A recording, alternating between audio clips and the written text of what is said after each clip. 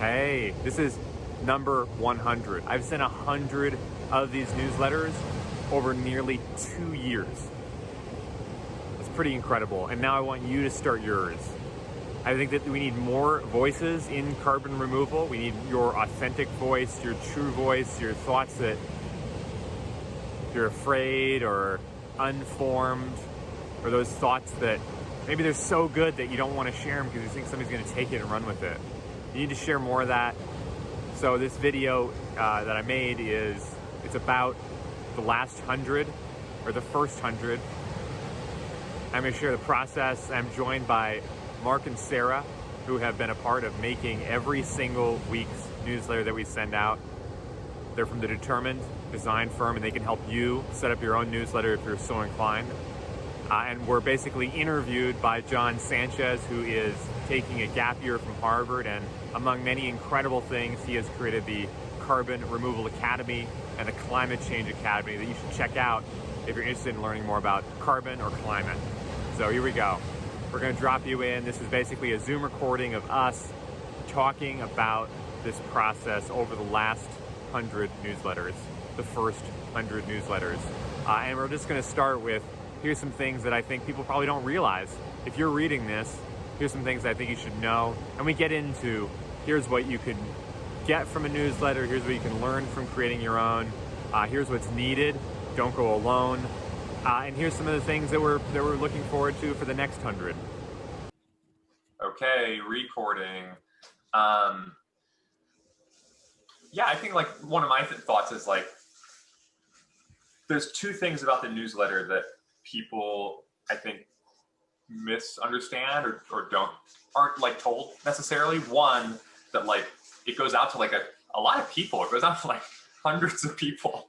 Like a lot of people reply and they think it's just like, I asked somebody once, like how, like it was somebody I knew pretty well. So I said, like, how big do you think, like how many people do you think I'm emailing? They were like, like 15, 20. I was like, okay, good to know. And then also like that Mark and Sarah are like the brains, the body and the brains. What does that make you? I'm the tongue ring.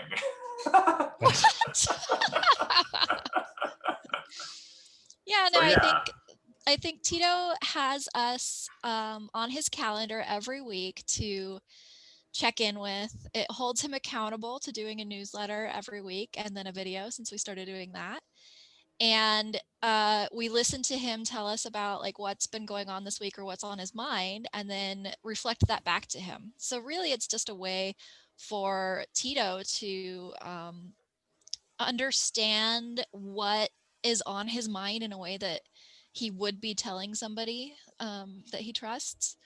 And it's intentionally designed to be written or recorded as if it's just a note to a friend, because that's Tito's, MO. That's his brand. He wants this email to go out to people that he trusts and that want to hear from him.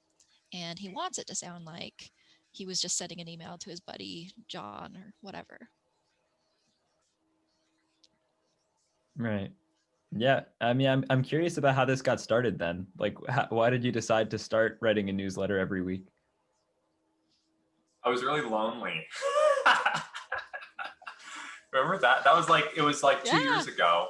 So and Tito used to have a business partner, Matthew. And then Matthew moved to New York. And Mark and I weren't working out of Mini Labs anymore. Mini Labs was no more, right? And so, yeah, I think this was a weekly routine that Tito and Matthew did. And Tito kind of came to us and he was like, could I bounce ideas off of you every week? And maybe we can put those together into some sort of a summary and send it out to my newsletter. And it wasn't That's just, totally, yeah, and it wasn't, for me, it wasn't, it was that, what Sarah said. But on top of that, I think with me and Sarah being business partners, it's just nice to have someone to just talk to. They can, reply and give you their 2 cents or thoughts or comments, and, ideas start to develop and clarity starts to happen. Like, so I think if anything, it was an opportunity for Tito to continue that going from Matthew to us, but then This time around, though, having some sort of vehicle to share those ideas, because I think around the same time too, Tito saw the opportunity that he was finding himself in, where, whoa, I got people paying attention to me. I got people who are interested in what I have to say about this new industry. All right, maybe this newsletter could be my way to just share my ideas and thoughts. And then, you know, 1 week after the next week after the next week, you know, subscriber list started to build up.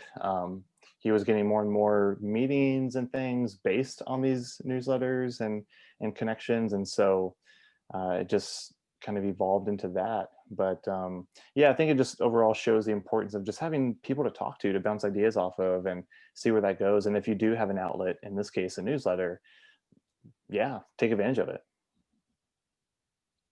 Yeah, the only thing that I had to add to that was, Sarah, you reminded me that like it started as Matthew and I really liked habits. There's this great book, Charles Duhigg, The Power of Habit. And so Matthew and I had this habit where every Friday we would get cookies and talk about our week basically try to make sense of the week. So we try and like get it all out and then be like, okay, what's like a story we could make up, even if it didn't make that much sense, but just sort of like, you know, like what's a Lord of the Rings-esque story for this week or something like that. And what's cool about habits is they're very like, in that sense, it's like very malleable. Like this cookie habit, Matthew went to New York, I moved to San Mateo. Like I think the initial offer was like, hey, Mark and Sarah, like let's have cookie meetings. And I don't think we ever had like cookies ever, because it's like, it's kind of like you could, it's just, I didn't have any cookies anymore. You know, in San Francisco, it's easy to find cookies, but San Mateo is harder. But then that just transformed into like, well, you know what? Like, it's just nice to like make sense of the week. So that's how it all started. And that's how we got here. Cookies. Wow. So no virtual cookies then during Zoom calls? I wish we had some. I would pay know. for digital Zoom cookies like this, like if they let you give cookies. I feel like I was the one that put the kibosh on cookies because I was on this like gluten-free, no sugar diet. Perfect. Lame. So then at what point did you decide to transition to also adding video component and filming the YouTube thing? Great question. I don't know exactly when that was. Feels like it was like halfway through the journey, maybe like number 50. I'm going to take a wild guess. We should actually find out when that was in the journey because we're on number 100 now. But yeah, I think it was mostly because Tito was like, I'm getting really tired of writing these things, or like, I just really hate writing, or I'm putting off writing. And so we started brainstorming, like, what are some other ways that you can get the word out? And I think one idea was, you know, this works for a lot of people who sort of have writer's block or don't like writing. You can record your voice saying something, and it works really well for an email too. If you record your voice into just, you know, your voice recorder on your phone or whatever, pretend that you're telling somebody what you want to put in your newsletter instead of just writing it out as like, I'm writing my newsletter. That always sounds really lame. But just if you imagine sitting down with a friend and saying, so here's what happened this week, and you just record your voice, and then you could transcribe that into the newsletter. But then we just decided, you know, why like skip the step of transcribing it, or since you have the video anyway, you might as well publish it on YouTube. So which happens first, the video or the writing of the newsletter in your process?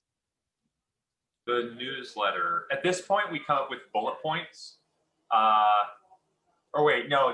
What? At this point, what happens is we get bullet points when we close the meeting. Sometimes we record it during the meeting, but basically it's recording. And then recently it's been like, I'll just kind of listen to the video and like type along with it.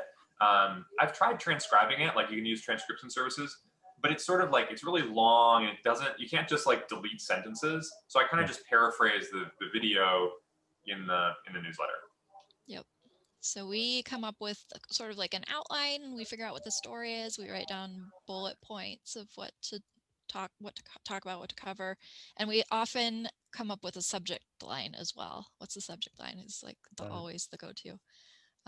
Otherwise, we always forget to come up with subject line, and then Tito sends us a message. What's the subject line? Yeah, it's usually the last 5 minutes. Oh shit, what's the subject line? Something I'll bring up too.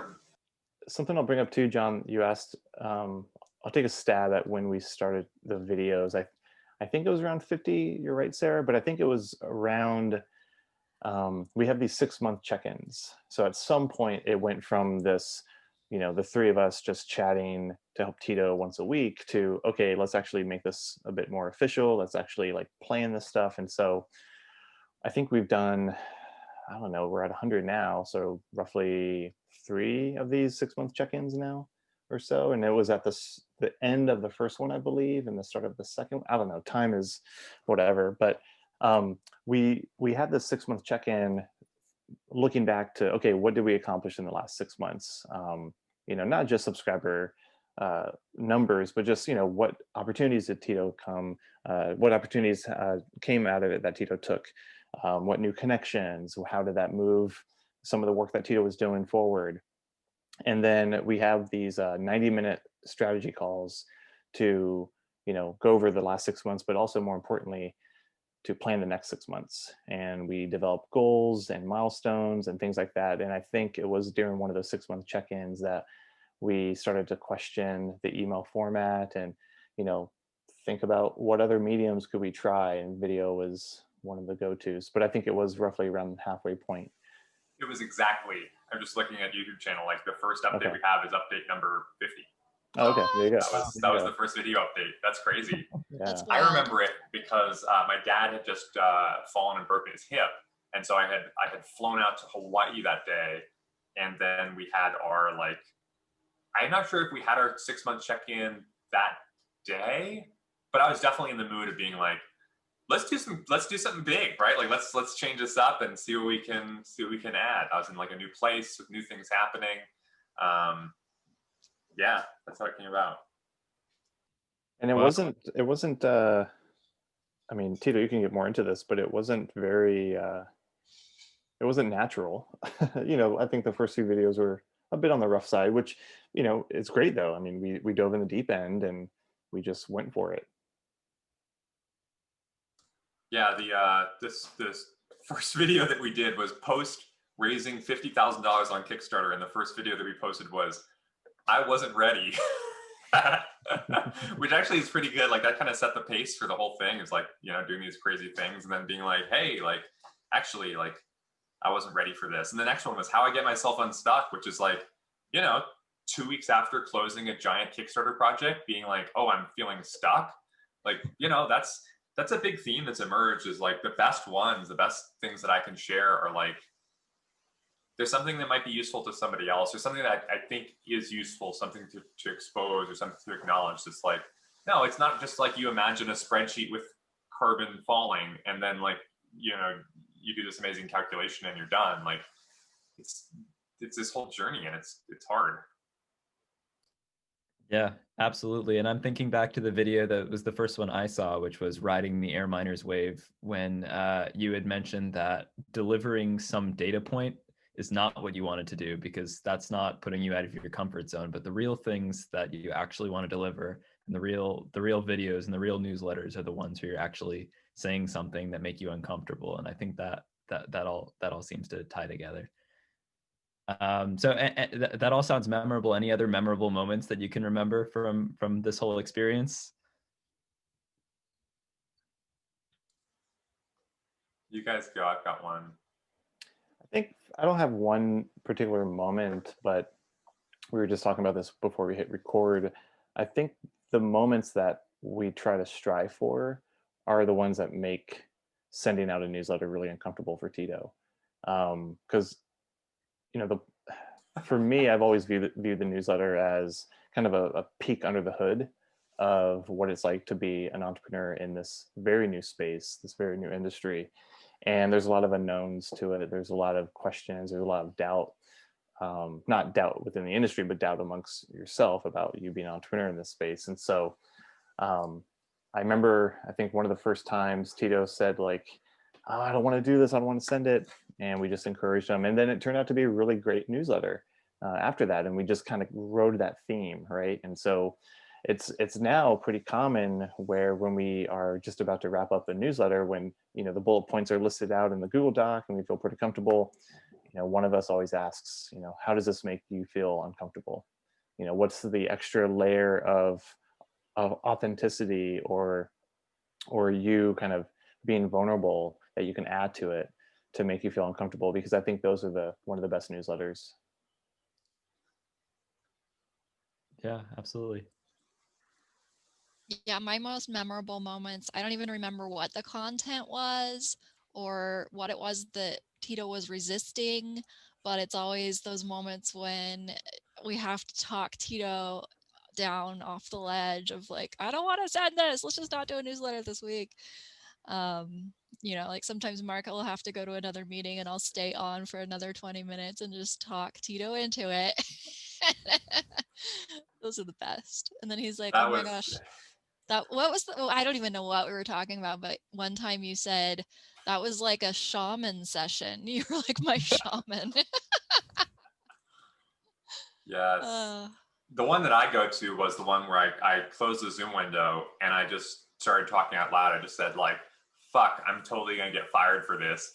Even though like who would fire me? But like, it just, my feeling was like, this is totally bad. That was what my TEDx San Francisco talk became. Like that was, I hadn't been invited, like it was because of that I got invited to TEDx San Francisco. It was trees suck and grandchildren are boring, which was just like, oh my gosh, where did that come from? It came from ranting about this stuff and like having this space with Mark and Sarah where it's like, it's like an air gap where it's like, I can say and share whatever I want, knowing that like we're gonna process it, like it won't just automatically, it don't just like go out to everybody. And it's just this rant about trees and carbon removal and like the feeling of people thinking so much about their grandchildren and not about right now. And then Sarah and I was like, yeah, so like let's move on to the newsletter. I think Sarah was like, oh wait, like that's your fucking newsletter. That's your newsletter. I was like, no. Whenever Tito starts to rant about something, I start taking notes. Perfect. Because I think everybody has this instinct to write and say what they think people want them to hear, or something like that, what people want to hear. And when Tito gets on these rants, we're buddies and we're friends. And sometimes he's just like, oh man, I'm ranting about something to a couple of friends. And when he's ranting, he's being the real authentic Tito. Right. And, the climate change space is full of debates and differences of opinion and long-standing traditions of things that we say and cliches, really. And so I think it was really about those cliches and long-standing things about the environmental movement that like really doesn't work anymore. And so one of the things that Tito's trying to do, and one of the things that Mark and I are trying to do with the Determined, is change that narrative and stop saying the same old tired cliches that haven't been working for the last 70 years. But of course, when you do that, there's that feeling that creeps up where it's like, I am going to piss off so many people. And that's kind of fun sometimes. Especially when it's your name isn't on it. Right. That helped me. That's a side note that helps me, is I definitely, with the newsletter, I tend to think about, there's this guy Tito that has a newsletter and he has these qualities. We have it at the top of our notes doc, which is like, it's like high energy, big facial gestures, hand in view, what's uncomfortable about this. Like, and sure, like those things are all things that I do, but it is helpful to have, again, that gap where I'm just like, yeah, like what would Tito say about this? And it sounds super weird, some weird like ego thing. But I think that, with this newsletter, like what's uncomfortable about this for me is that, it's sharing this process in a way that if I want more people to share their authentic voice, like, what's uncomfortable is I don't have any better tools than saying like, here's what we did for the last 2 years. This is what works for me. And I think you should try it. Yeah, this is the ultimate man behind the curtain moment. Absolutely. Yeah. Do you think you've gotten any better at it since you've started by number 100? I was just looking back at number 1 and like, oh my gosh, those are so good, right? Where I'm like, so that one's filmed it's at a hospital. The hospital has like a little garden there, and I've got my laptop open. I'm just talking about that I'm obsessed with carbon solutions, and I listened to that recently. And I was like, oh my god, that's like so good. Have we gotten better? We've definitely gotten better. Like the process stuff, we just hit it, and we know what it feels like to get there, which is that I don't want to send it. That's like basically, I think we put that in the contract at one point. Was like, I mean, it was basically like I want to feel uncomfortable at every like whenever we're gonna send one. Like that's what we're going for, and it's hard to say that. It's like going to the gym and being like, I want to feel sore. Like, oh, like, yeah, that's the point. Yeah. So one of the things that I do is I try and listen for when Tito's resisting something. When we're molding that story and putting down those bullet points, whenever there's something that Tito's like, oh, I'm going to veer away from that because I don't want to talk about that, I kind of make a mental note of that and ask what that's about and see how we can work it in. Yeah, it's usually Tito and I kind of start the conversation, just kind of back and forth banter while Sarah's listening, taking notes, and then eventually we start to find that kernel of something there, right? Yeah, and going back to Tito's kind of different perspective, I think that's another reason why people are drawn to signing up for his newsletter, because they might have seen him give a talk somewhere, whether it's the TEDx talk or something like that, or they might have met him at an event. They might have seen a previous newsletter that maybe gotten forwarded from a colleague of theirs. And so what we, Sarah and I, try to always also include, especially in the recordings of the newsletter, is I always joke around, but adding more Titoism to this, right? Like, it's one thing to just have Tito it's one thing to have Tito just kind of share out updates or thoughts, but like, it's like, no, dude, what do you really think? Like, what's your 2 cents? Because I think that's what people are drawn to, because they could read carbon tech updates on any other blog, right? They can go on some of these other Slack channels and they can get the news, right? They want to hear his perspective. They want to hear his take. And so if it's just kind of a basic replay of the week in the carbon tech industry, that doesn't really fly. And so we always try to make it to where it's like, what does Tito have to say about this? What does Tito think about this? And that's the thing that people are drawn to. That's why they subscribe to his newsletter, because if they didn't want to hear that, they shouldn't have subscribed. They could have just easily followed any other newsletter. Right. Yeah, that makes sense. And yeah, I think that's a great reason why we're here today, because there are plenty of other people who can tell this story from their point of view. And so I would love to be able to subscribe to more than one person's take on it, and maybe somebody doesn't exactly resonate with Tito's way of saying it, but they might resonate with John's way of saying it. And people tend to shy away from, oh, somebody's already doing it, but really what we need is multiple people doing it in their own way and being authentic and showing up. Right. Yeah, I think that's a great way of saying it. And maybe that's a good segue here to like, what is your pitch to why other people should start their own newsletter and go through this process? And then also, like, how do you recommend they go about doing it? Which parts of your process do you think are widely adoptable and things like that? Mm-hmm.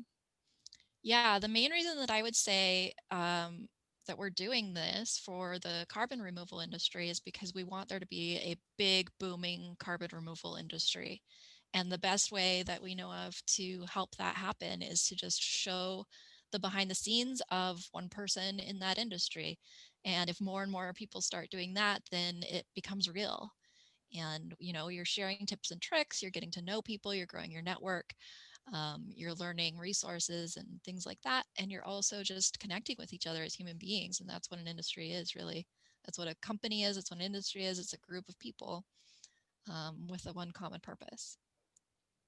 Yeah, and I think to add to that would be, in addition to all that, would be to find your perspective, find your unique viewpoint that you can add to the conversation and not just repeat something. Again, you know, you can sign up for a handful of other newsletters or follow a few other blogs or whatever. But you know, if someone is interested in starting a newsletter, then what is their take?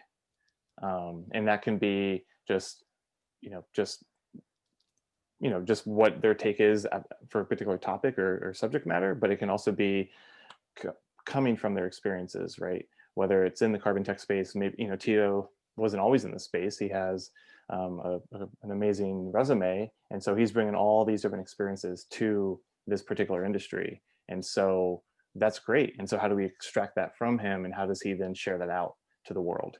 And again, too, knowing that most of his subscribers are entrepreneurs, again, we know that if we ever kind of veer off course, we know that the people who are subscribed to his newsletter are people that are, most of them are entrepreneurs themselves. And so, as Sarah mentioned, if we can share tips, tricks, ways to, you know, not fail, or if you do fail, how do you bounce back? Because, you know, again, this is all very new. This is a very new industry. And so there's no guidebook, there's no rule book to any of this.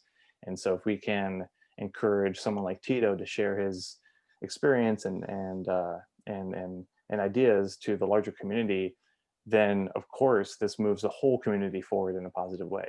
And then if there are other people that are inspired by Tito's work, they too can become entrepreneurs, right? And so it's just a snowball effect of getting more and more people behind this industry to push it forward. Yep. Build on that. You go. Do you have anything to add about why or what to do, Tito? Yeah, totally. So I can share like the effect that it's had for Tito personally, for me personally. I have some question marks around like, okay, what has been the value to other people? So maybe that can be like the next question or something. But like the reason that you, if you're listening to this, you should make a newsletter is because like what this does is there's like, when you think of all the people that you know and all the people that know you, when you're doing something, like one person will find out about it, or you'll email somebody and say, hey, here's what I'm doing. And they'll say, oh, wow, that's really cool. I want to help, or that helps me. But you have like probably between 100 and 500, maybe 1,000 people who like you check in with like maybe once a month or once every 6 months, or maybe even once every year, or even multiple years. What having a newsletter does, or what having a channel to share what you're doing does, is it like super tightens that up. So information just travels like way faster through the system. Like it's basically this like dense, what is it? Like it's like a dense brain of all these connections. And you start to get second order and third order connections when all that stuff starts getting squeezed together. Maybe it's like a nuclear bomb. I know there's like a compression thing in that metaphor too, but that's just been super powerful to just feel like, just to be able to see all these connections happen way faster. I mean, basically every opportunity that's come my way I can trace back to like, here's every connection, every person I've met. So much of it can get traced back to the newsletter and to the videos, right? Like meeting you, John. I was just looking at the Carbon Removal X Prize showcase, right? Like that came through because somebody was reading the newsletter. I'm blanking on who, but like they invited me to give a talk, and then that talk turned into like talking with X Prize, and then that turned into the Carbon Removal Product Showcase. It's like, okay, well that's big. Negative came from there in the sense of like drawing these sketches. That was a tough one because I was like, oh, I want to like create products out of carbon from the air. And Mark and Sarah were like, well, why don't you sketch it with your iPad? And I was like, because my drawings suck. Like I can tell you definitively like why I don't sketch it with my iPad, because these drawings are like, it's like a line. Like I remember a bracelet was a cup or something. Like it's like a line. And so, but that like stuff like that gets tons of responses from people. Like people write in and they're just like, this is so cool. Like, I'm so glad to hear that this is how like your process works. This is how my process works too. And I just didn't know that that's okay. So anyway, that's going back to like, that's the value for me has been, it's really tightened up my connections to people. it's like how ice skater, like when you like close up your arms, they like spin super duper duper fast, right? Like it's, if you have these like 500 or 1,000 people that you think about once a year, it's a way to just like accelerate that. Awesome. Okay, so say your loyal dear listener is now convinced to start their own newsletter. What should their first step be? How do they get started and actually get going with this? You want like the technical details or like the Whichever you think, whatever you think will be valuable to someone looking to start a newsletter to get started. I go back to that cookie habit, like having a way to talk about your week.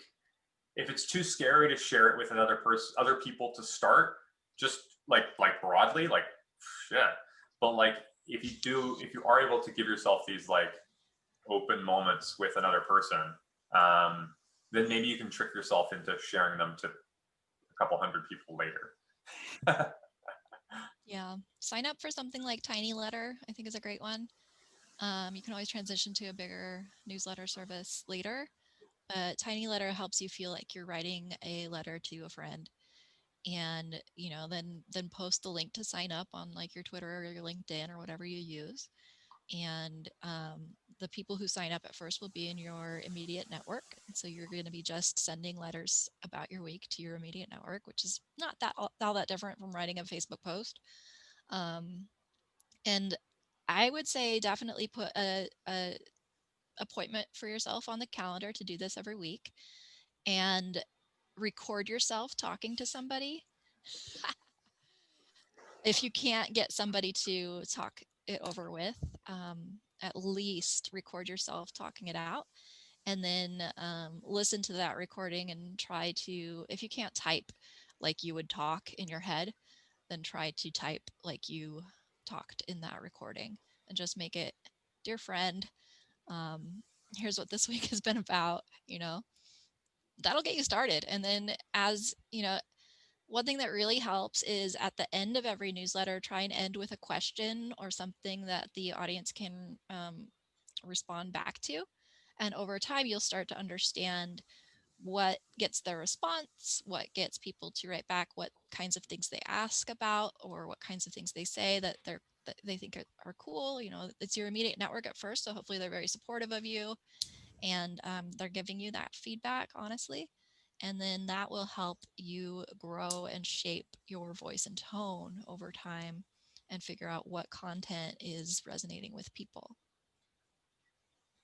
Yeah, and even if it's not, someone listening right now watching this, maybe you might think to yourself, well, my week isn't that exciting. Sure, then don't write about your week, or write about something else in whatever industry that you're in. I'm assuming in the carbon removal industry, whether it's a particular, piece of news that just came out that week or something, like write about that, right? And then on the process side, I'm a huge fan of just kind of hitting record and recording your voice first before ever touching a keyboard. But if you don't want to do that, that's fine. But also, if you want to just start typing, I should say, staring at a blank document with a blinking cursor is really scary. So just allow yourself to just be okay with just writing, even stream of consciousness. Don't even edit, just write. Don't even worry about spelling. Don't even worry about grammar. Just get your stuff out there, knowing that it's going to be a shitty first draft. And then walk away from it. Give yourself maybe 10 minutes on a Friday afternoon, every Friday afternoon, like what Sarah mentioned, or Cookie Fridays or whatever. And then just walk away from it, and then maybe come back the next day with fresh eyes, fresh perspective, and then see what out of this mess that you just started with, see what stands out, and then you can start to craft it. It's just like going to the gym. Don't expect yourself to lift that 500-pound barbell, right? You're going to have to work towards it. And so I think don't allow yourself to get too scared of don't allow yourself to get too afraid of the process. Just like inch in little by little, right? And you might not write that newsletter to send out by next week. It might take a month, it might take 2 months, but just at least start writing something, and then share it out with a friend or two, just to get their take, just to get their feedback. Because I just know that people tend to get, yeah, pretty, they get turned off by writing. Oh, I'm not a good writer, or I don't know what to say. I don't have a voice. But we all have our own perspective and our own experiences to bring to the table. It just might take some work to bring it out. We are our own worst enemies. Very We true. are the only thing standing in our way. Tito's pointing at himself.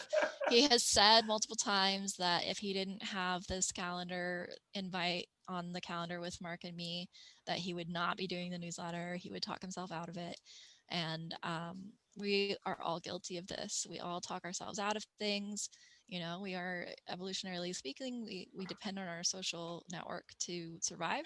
And so anything that could be seen by our little inner monkey mind, that could be seen as dangerous to that social network, we are really good at talking ourselves out of doing it. It feels like a huge risk, and in a way it is. But in entrepreneurship and in inventing a new industry and in innovation, you have to be able to take risks. And so you have to get out of your own way, and you have to be able to do something that keeps you accountable and not let the monkey mind run the show, right? Yeah, and Sarah, you said the word I wanted to bring up is accountability. So maybe reach out to a friend and maybe hold yourselves accountable. Maybe you want to write the newsletter, they want to start painting, right? Like find some sort of friend that you can trust, that you can encourage each other. So this way you can not slack off and just be like, oh, well, I never got around to it, so I'm not going to ever do it. But if you have that person to be that accountability buddy, I think that goes a long way.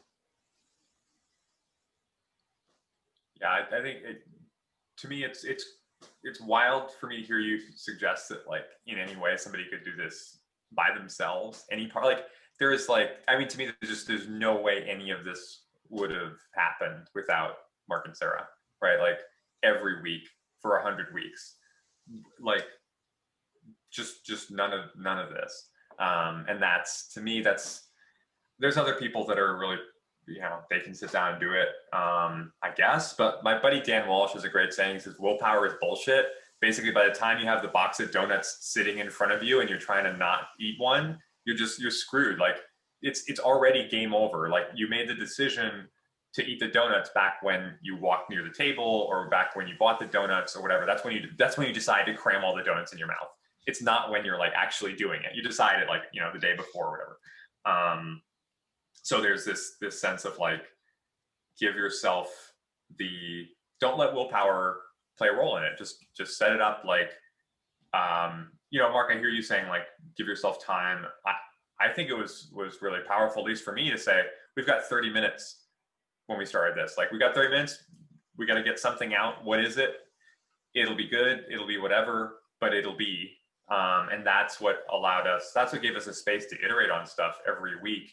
And Sarah mentioned earlier, like all the ones that I said, I don't want to send this, like, every week we have sent that, like every week we've sent what we talked about. There was 1 week recently where we switched one. We had talked about it before and we swapped them, but we've always, everything that comes out of here gets sent. There was one that got changed, but it was like the soul of it was still there. It was Sarah, it was just you and me, like it was during COVID. But yeah, anyway, so I think it's critical to have somebody else with you. So I would make an offer, like if people want to reply to this email and get matched with somebody, sure, like hit reply. And I'll just like CC people or something like that. Like finding somebody else who wants to do it is good. But yeah, to me, the people side of it just seems like, I think I could Google how to write a weekly newsletter, and like I would get a lot of stuff around like platforms to use and like ideas and shitty first drafts. But like what separates that from this is we have 100 newsletters in our wake. We have 100 messages that some of them are really good. One of them turned into a TEDx talk, right? Like I think that the people element of that seems pretty hard to. It's the accountability, it's the sharing, it's the vulnerability, it's the relationship. Like just so much of that stuff that's how you defeat fear and willpower week after week. Yep. One final tip that I'll add, because you're talking about people, is to always, always, always remember that there are people at the other end of this newsletter. And don't even think about them as people, think about them as a person, because everyone who opens that email and reads it is sitting by themselves checking their email. They don't read it as a collective mind group, hive mind thing. They're individuals who signed up for your newsletter because they want to hear it. They want to know what you want to say. And so write that as if you are talking to one individual. And I cannot ever write a newsletter if I don't know who is on the other end. I just get complete writer's block. So, that is fundamental to at least my process is visualizing that person on the other end, sitting down and checking their email and reading what you have to say. And like, what is the whole point of it if they don't read that and have emotional reactions, have feelings, have a call to action, something to do? If I don't inspire them to go start a company and remove carbon from the air, like, what is the point? Wow, this is so inspiring. This is awesome. I'm so glad we did this. Cool. Yeah, I can't wait for people to see this video. It's going to be great. But I guess maybe to end it off, I want to hear what your hopes are for the next 100 after you've finished off the first 100. Damn. Good question. Tito's gone. He's leaving. Yeah, can't take that one. But yeah, what are you hoping for in the next 100 weeks, next 100 conversations and difficult moments that you're going to put out there to the world? This is easy for me. All right, go for it.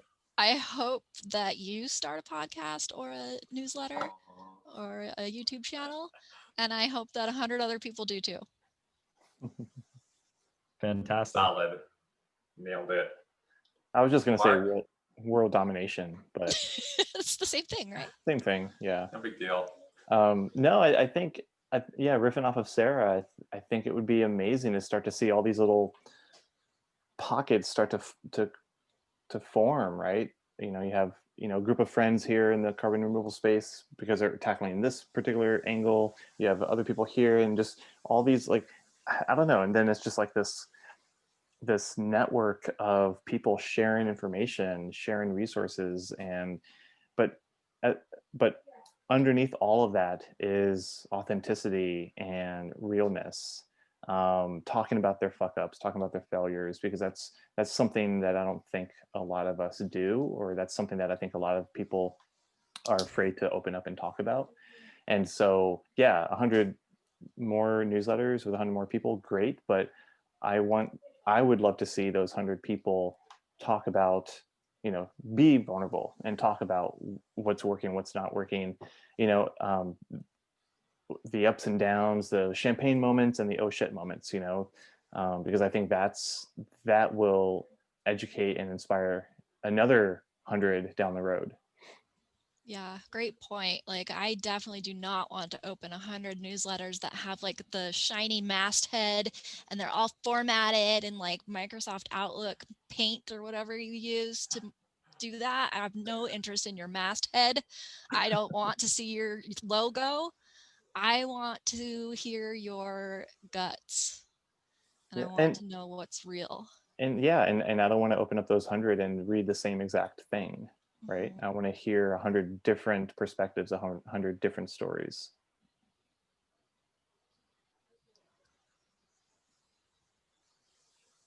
I'm thinking about what my response is.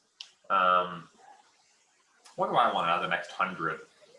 I want to continue to grow as a speaker, as a person who shares stuff that helps other people. I want other people to continue to respond. If I go back to when we originally had our first conversation about sending an email, we thought about like what are the important metrics? Is it like, oh, is this going to be 10,000 people someday or 1 million people someday? That's never been the metric. The metric has always been, and the reason I can tell you that is because the metric has been number of responses, like number of people who say like, oh yeah, here's what I think. That's that to me is what I hope to see continue to grow, is people who respond and take something from it that they can use. That's basically continue on that metric. Maybe we figure out other channels to engage that metric or to increase that metric. But your response is needed. Like the climate stuff, Al Gore doesn't have it all figured out. That's the whole fucking point. If he did, we wouldn't be here, right? Like that's the point, is that nobody really has this stuff figured out. And like if you can respond, or you can share, or you can communicate some piece that you maybe have figured out, whether it's about mental health, whether it's about invention, whether it's about COVID and climate change, like all of that is needed, and it needs to be connected. Like it's this, to me, it goes back to this like brain model, where it's like, how do we increase the number of connections? How do we increase the neuron density of the carbon removal industry? Because it's all spread out, it becomes like hype, and it becomes just misconceptions.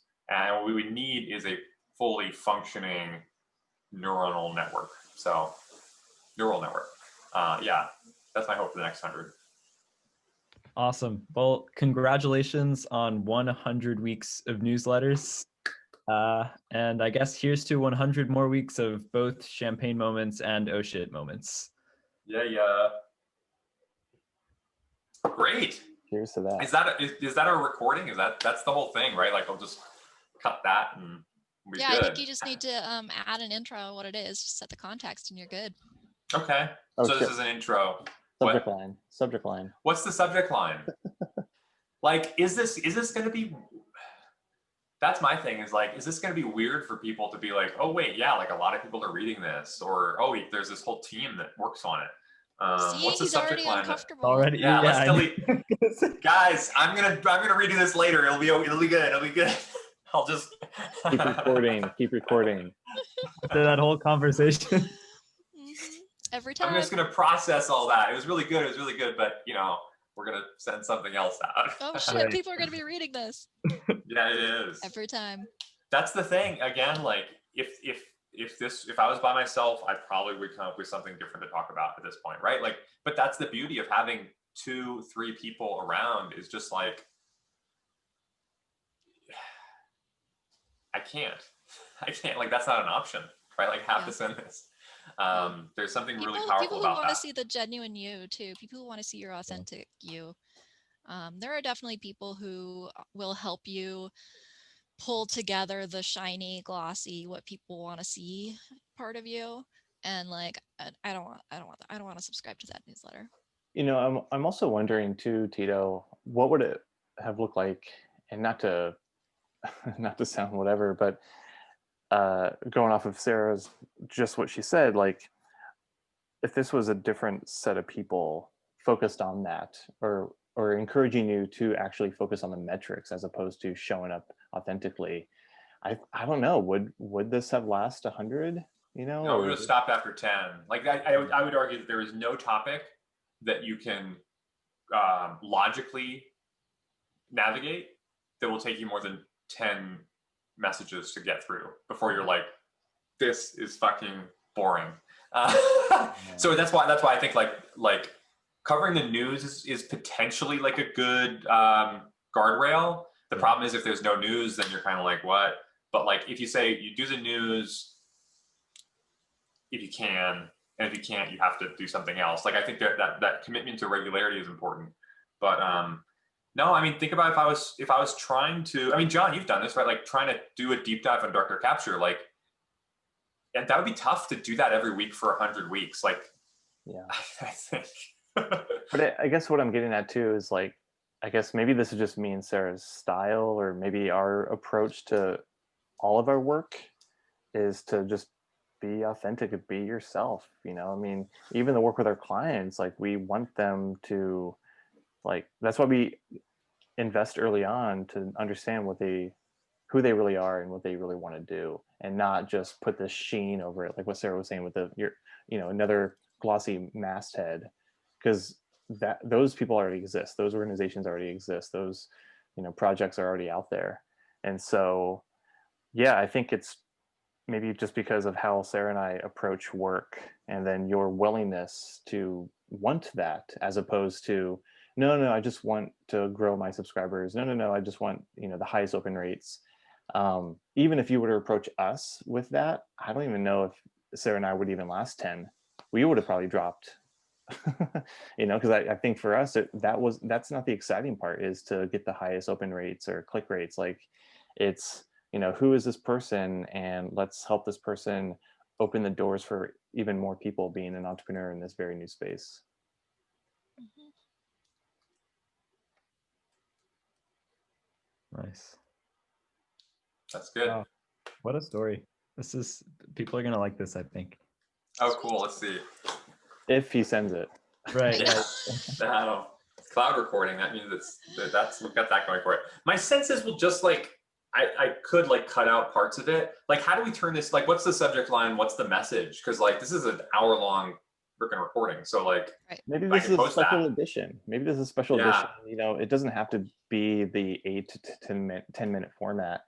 Maybe you just Yeah. you take it old school, just write a text email, and then say, hey, if you are interested in the deeper dive into how to create a newsletter for yourself and what it took, how I've evolved as someone writing newsletters, click here to view the longer video interview. That's it. It's like a 1-sentence email. I like those. We haven't done those in a while. Yeah. Those are And I so think good. I think that's the intro to the video too, is, this is the 100 newsletter special edition, whatever. Get streamer. What's that? Get streamers, balloons, everything you need to Yeah, celebrate. make a Yes. party Mhm. and say, in honor of 100 newsletters, thank you for sticking with me. Now I'm answering John's question about how to start your own newsletter. Enjoy. Mhm.